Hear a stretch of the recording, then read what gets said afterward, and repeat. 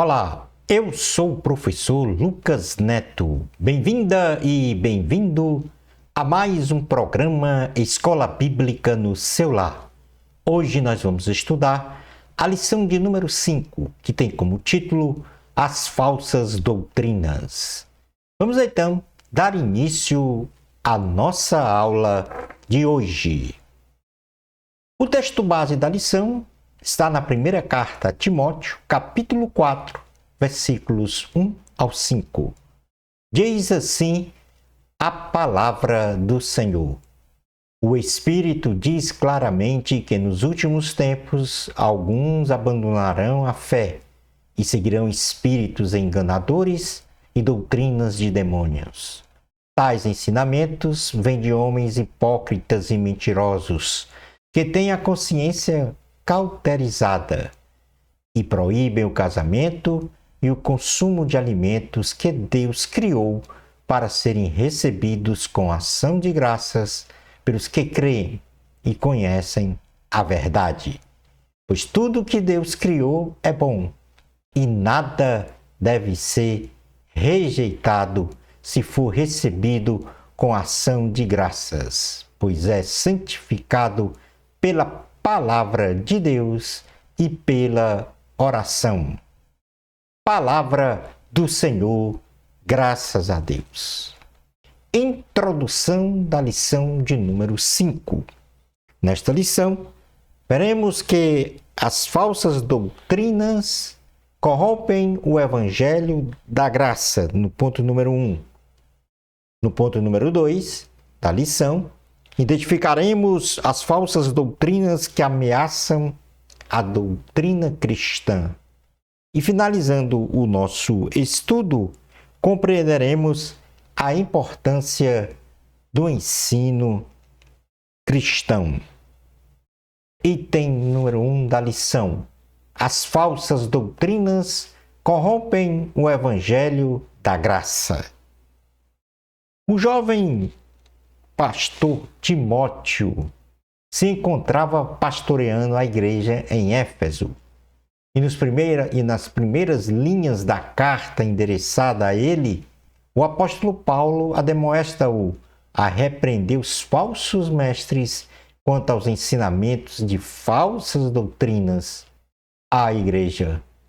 E estas falsas doutrinas deturpavam a essência da pureza e da fé do Evangelho de Cristo. O apóstolo Paulo também assevera nesta primeira carta a Timóteo que é apropriado a promulgação da lei para os transgressores, ou seja, para todos os pecadores. Na primeira carta a Timóteo, no capítulo 1, versículos 3 ao 7, o apóstolo Paulo vai dizer exatamente isso ao jovem Timóteo. Diz assim a palavra do Senhor.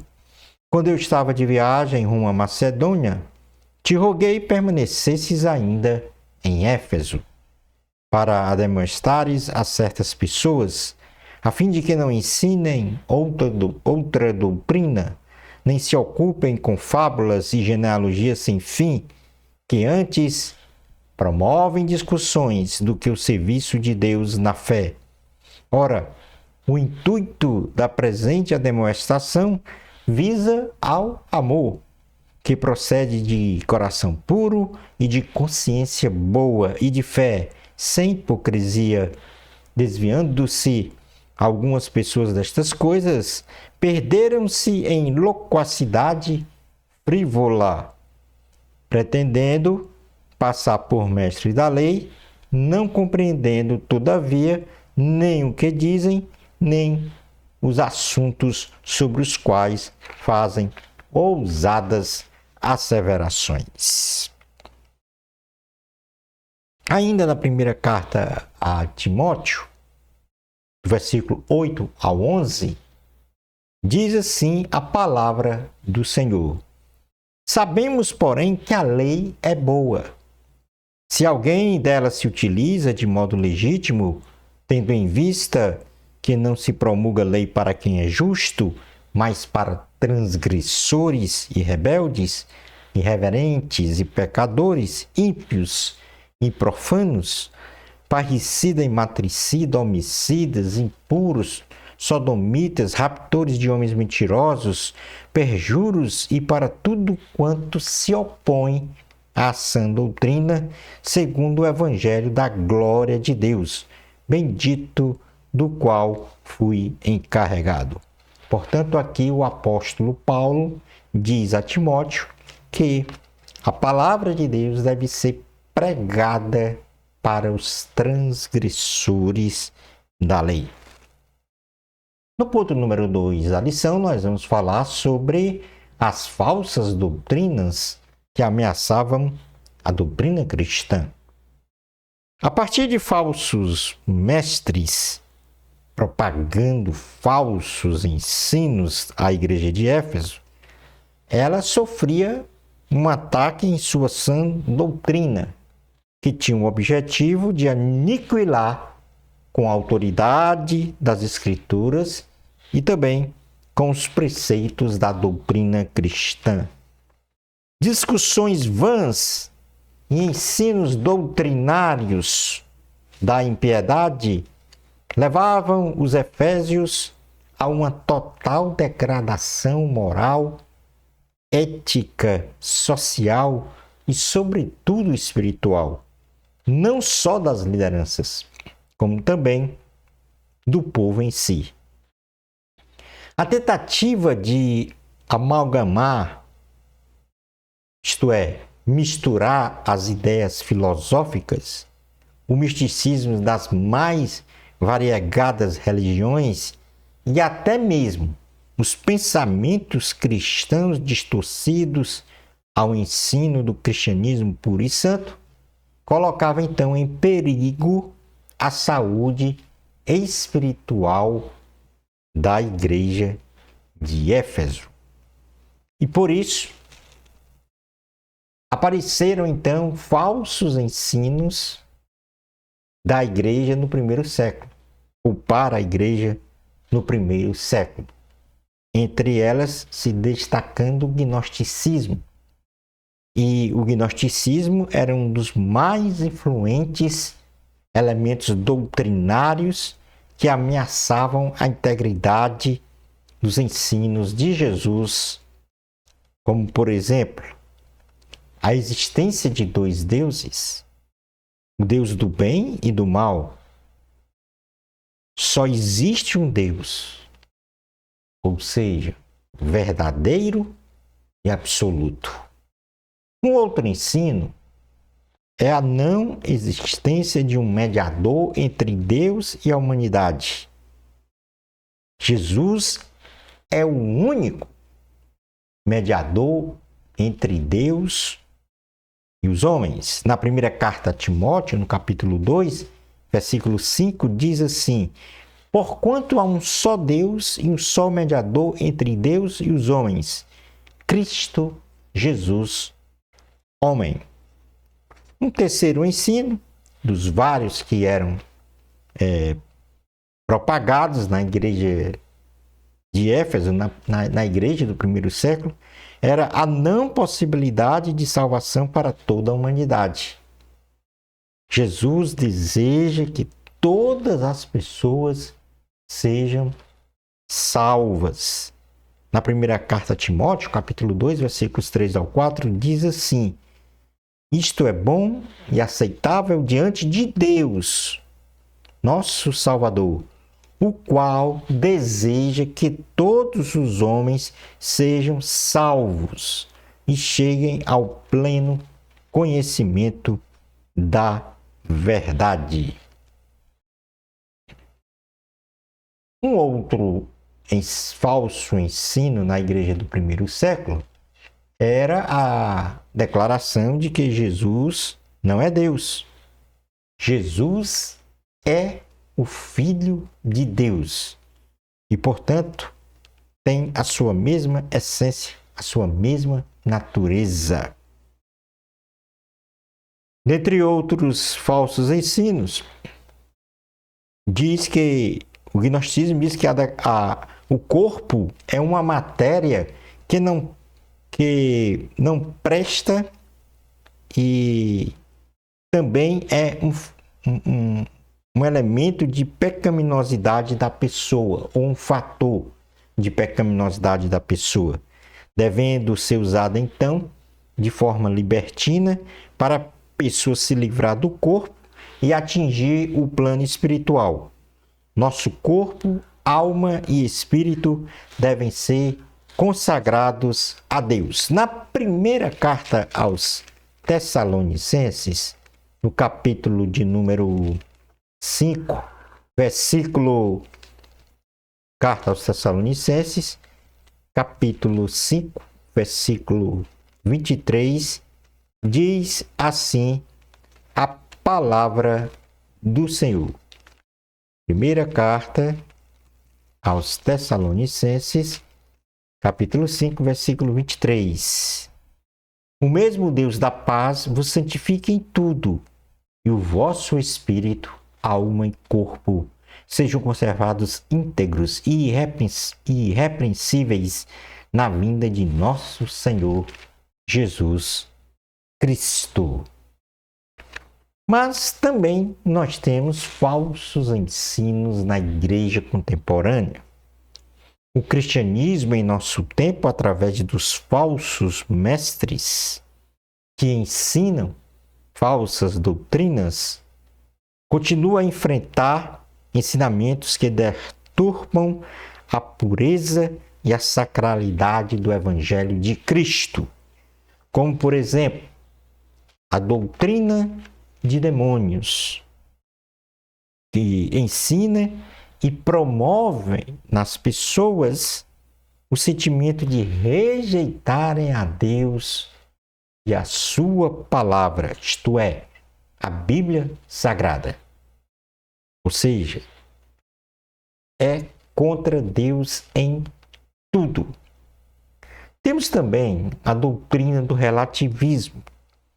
Esta doutrina do relativismo ensina que não existe uma verdade ou valor absoluto universal, pois as verdades morais são relativas ao contexto histórico, social, moral e cultural de uma sociedade em seu tempo.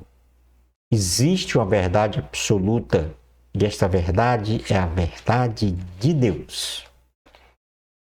E por isso Jesus disse: eu sou o caminho, a verdade e a vida. Um outro falso ensino na igreja contemporânea é o materialismo. A doutrina do materialismo ensina que o ser humano deve ser devotado aos bens, aos valores e prazeres materiais em sua maneira de viver. Aí nós temos o materialismo, o consumismo, o acúmulo de riquezas, que naturalmente elimina a possibilidade das pessoas pensarem em Deus, porque colocam os bens e as riquezas em seu coração no lugar de Deus. Este é o materialismo. Temos também a doutrina do hedonismo, são os falsos ensinos na igreja contemporânea. Esta doutrina ensina que o ser humano deve ser dedicado ao prazer carnal como estilo de vida, ou ao prazer em modo geral. Então, neste contexto, urge a necessidade dos cristãos se prepararem doutrinariamente e espiritualmente para enfrentar estas ameaças de forma sábia, mansa, paciente e com respeito, pois estes falsos ensinos cada vez mais se multiplicam na tentativa de eliminar a genuína identidade cristã. Passemos agora ao item 3 da lição, que vai falar sobre a importância importância do ensino cristão e que tem como uma representatividade importante a escola bíblica dominical. Nenhuma ciência ou inteligência humana pode mudar, transformar, restaurar a alma de um ser humano. Somente a graça do Evangelho de Cristo pode restabelecer a dignidade moral, ética, social e espiritual de uma pessoa. Pois onde abundou o pecado, superabundou a graça em Cristo Jesus. Observe que um dos 3 pilares do ministério de Jesus entre nós foi o ensino sobre o reino de Deus. E antes de ascender aos céus, após a sua ressurreição, Jesus nos deu a grande comissão de pregar e ensinar o Evangelho de Cristo em todo o mundo, fazendo então discípulos. Vamos realizar aqui uma leitura de Mateus, Evangelho de Jesus, segundo escreveu Mateus, no seu capítulo de número 28, Mateus 28, versículos 18 ao 20. Diz assim a palavra do Senhor. Mateus 28, 18 ao 20. Jesus, aproximando-se, falou-lhes dizendo: toda autoridade me foi dada no céu e na terra.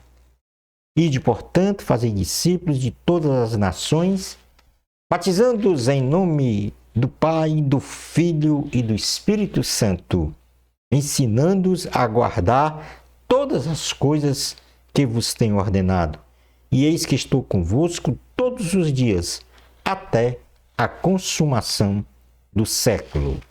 Na carta aos Romanos, no capítulo de número 5, versículos 18 ao 21, diz assim a palavra do Senhor: pois assim como por uma só ofensa veio o juízo sobre todos os homens para a condenação, assim também por um só ato de justiça veio a graça sobre todos os homens para a justificação que dá vida. Porque, como pela desobediência de um só homem, muitos se tornaram pecadores, assim também, por meio da obediência de um só, muitos se tornarão justos.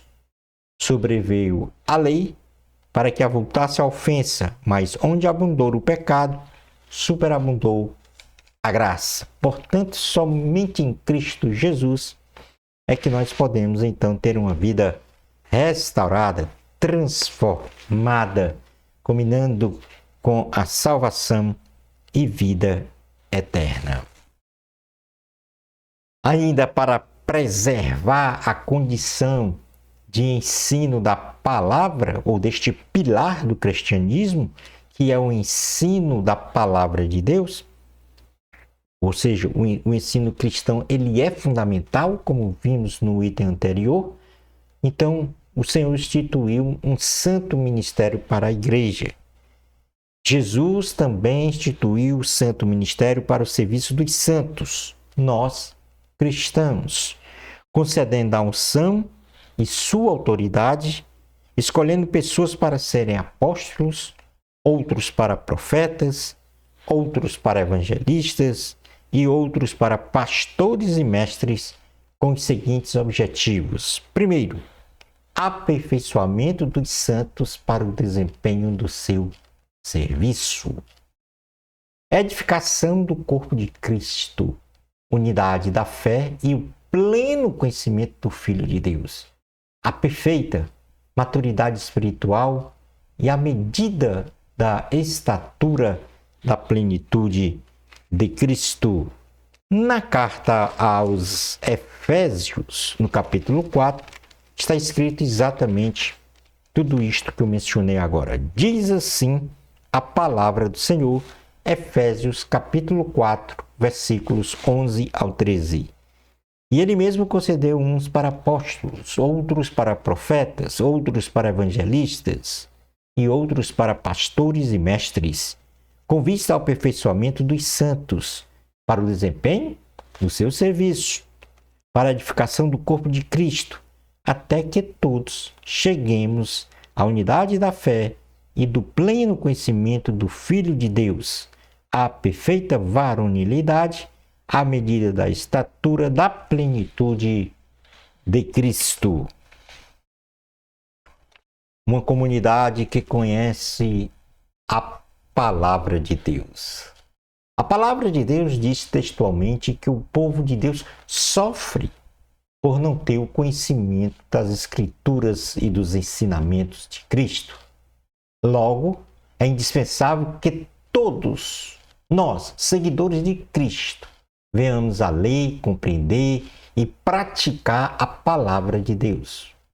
Um exemplo de uma comunidade que tinha a nobreza espiritual de ensino e aprendizagem das Escrituras era a comunidade de Bereia, que diante do ensino ou pregação realizada por qualquer pessoa que se apresentasse diante deles, eles conferiam a partir do referencial das Escrituras se este ensino era compatível com os ensinos registrados na palavra do Senhor.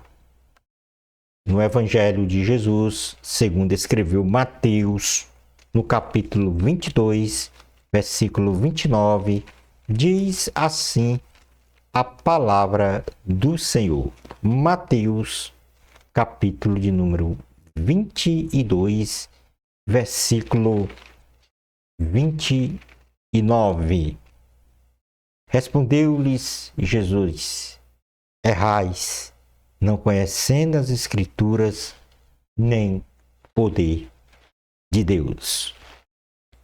No livro de Atos dos Apóstolos, no capítulo de número 17, versículos 10 e 11, diz: e logo durante a noite, os irmãos enviaram Paulo e Silas, melhor dizendo, para Bereia. Ali chegados, dirigiram-se à sinagoga dos judeus. Ora, estes de Bereia eram mais nobres que os de Tessalônica, pois receberam a palavra com toda a avidez, examinando as Escrituras todos os dias, para ver se as coisas eram de fato assim. Nesse sentido, então, o ensino da palavra para a igreja de hoje. O ensino da palavra de Deus é fundamental para a preservação da saúde espiritual do povo de Deus, especialmente no mundo de hoje, com pluralidade de pensamentos.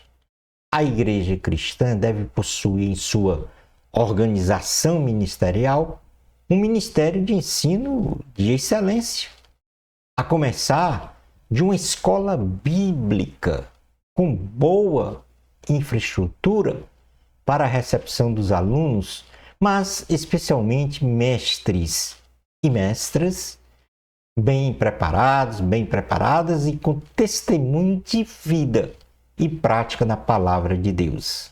Assim, evitaremos fogo estranho no altar do Senhor.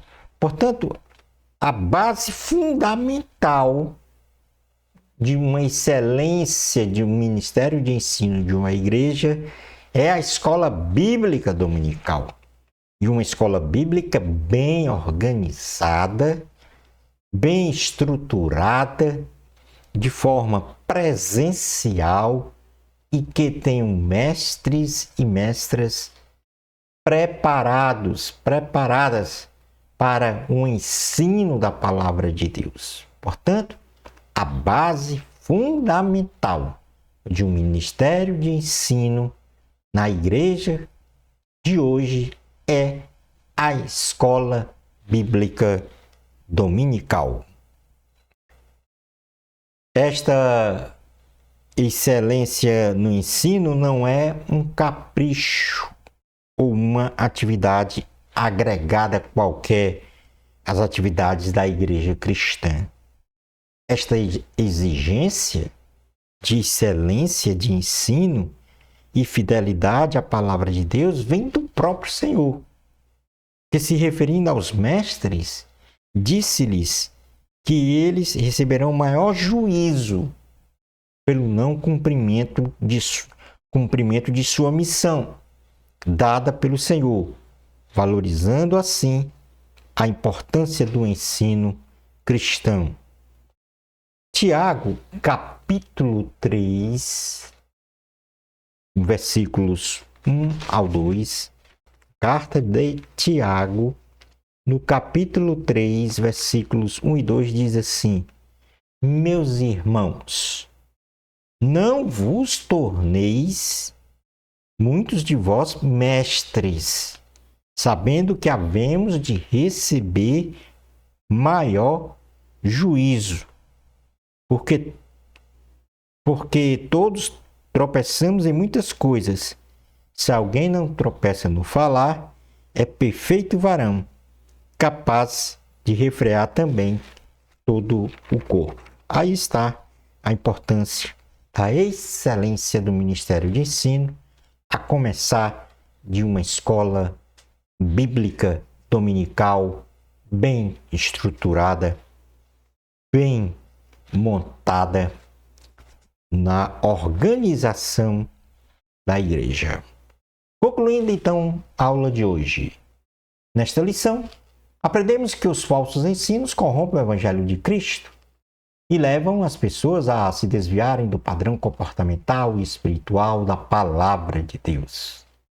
Identificamos os diversos falsos ensinos propagados no primeiro século de nossa era e na igreja contemporânea, especialmente os ameaçadores fundamentos do gnosticismo. Vimos que a importância da valorização do ensino dos mestres e alunos é fundamental e indispensável para a saúde espiritual da igreja cristã. Shalom Adonai. Na próxima lição, vamos estudar a lição de número 6, que tem como título A Doutrina e o Amor pelo Senhor. Bênçãos especiais de Jesus para você. Amor a Cristo, a glória sempre é de Deus. Até ao nosso próximo programa, Escola Bíblica no seu lar. Isto, se Deus permitir.